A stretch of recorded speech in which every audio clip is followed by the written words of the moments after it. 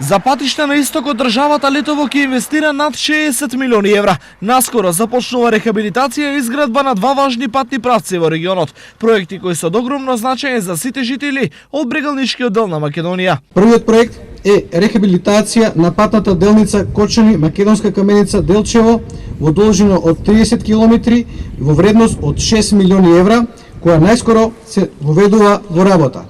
Вториот исклучително значаен проект е изградба на новиот експресен пат Кочани-Штип во должина од 26 км со проценета вредност од 53,4 милиони евра, кој очекуваме да започне со градба во период јуни-јули оваа година.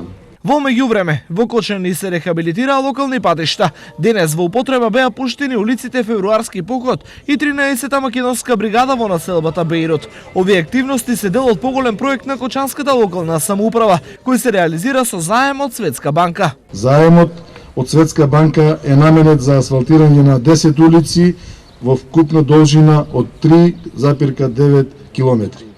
Со планираните досега комплетно се завршија Јанка Стоименова во Оризари, Македонска, 15 македонски корпус, дел од Разловечко востание, Димитрија Лазаров, Февруарски поход и овде 13-та македонска бригада.